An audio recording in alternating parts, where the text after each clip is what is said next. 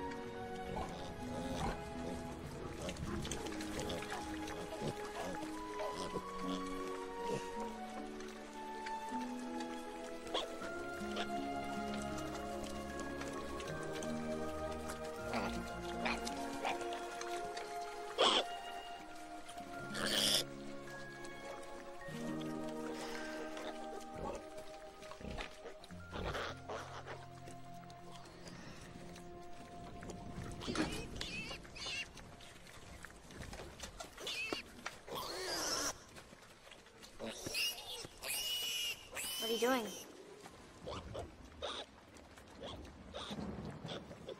Fern, go back to bed. You're not gonna kill it, are you? It's a run. Now go back to bed. No, it's not fair. Can't help being born small. Careful. If I'd been born small, would you have killed me? Of course not. A little girl is one thing. A runny pig is another. There's no difference. This is unfair and unjust. How could you be so heartless? Come here. I want to show you something. You see that? You see? There's 11 pigs and only 10 teats. Sal can't feed it, honey. Then I will.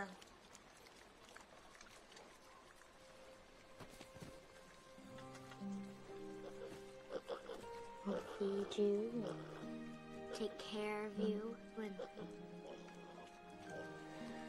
absolutely will not let you kill him. This scene is very representational of the clash between the old ways of viewing animals with the new. From her father's perspective, the pig was already small and there weren't enough spots for all 11 babies to eat. Thus, he should get rid of the one that probably would die on its own in order to allow the other piglets to flourish. He thinks purely about the practicality of the animals and what is going to make the most meat and therefore the most money. Fern, the little girl in this scene, represents a much more humanized way of looking at animals. She sees the little pig as having a right to live, and when her father threatens to take that away, she does everything in her power to persuade him otherwise. She even goes as far as to compare herself as a human to the pig in order to make her father change his mind. Fern goes on to treat the little pig, later named Wilbur, as if it were her own. She feeds him with a bottle and watches him grow until he is the size of his brothers and sisters. The rest of the book continues to struggle with these two views, which eventually becomes the central premise. When Fern's uncle wants to kill Wilbur for his meat, the other barnyard animals must find a way to prove he is more useful alive than he is as food. One of the main characters, Charlotte, who is a spider, does this by making webs with words inside of them, such as terrific and some pig. These webs create a sensation and Wilbur becomes famous. He is no longer even considered for meat because of his new use. Another example of the changing relationship between humans and animals is the new push for animal welfare and rights. The following clip is a commercial for the World Society for the Protection of Animals. He saw his mother shot. They beat him to make him dance. She saw her sisters drowned. Somehow she escaped. He watched his mother cruelly worked to death. He's next. So many young animals are traumatized before their life has begun, abused by people who treat them as tools to do a job or a nuisance to be wiped out. How do you see them? At the World Society for the Protection of Animals, we see animals as living, feeling creatures. Are you with us? These animals need you right now. They need people who care. You can help protect them by donating $20 a month. Every day we're treating the sick and injured, freeing animals from a life of terrible suffering. But we can't stop the suffering unless people like you join us. Please call or visit our website now to make a difference. It is impossible to avoid these pathos-driven commercials when watching TV. They represent a new relationship between humans and animals, where the human must protect the well-being of the animal simply because it is alive. There is no denying that animals get abused in current society, whether it be through scientific experiments or angry pet owners that hurt their animal. There are many different groups devoted to these causes, such as PETA and the WSPA. Another example of this saving relationship comes from the protection of wild animals. There are currently 500 animals on the endangered species list. Groups such as the World Wildlife Foundation seek to help these animals not to go extinct and hopefully thrive once again. Yet another outlet of the human-saving animal relationship is through dietary choices. There are many different dietary lifestyles that people can choose to live, such as vegan, vegetarian, semi-vegetarian, ovo-lacto-vegetarian, ovo-vegetarian, and lacto-vegetarian.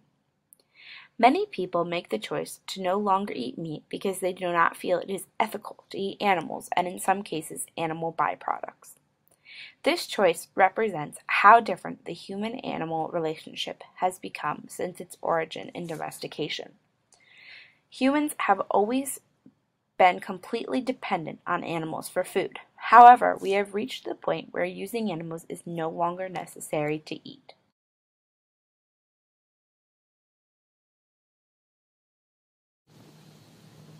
Skip, look at me.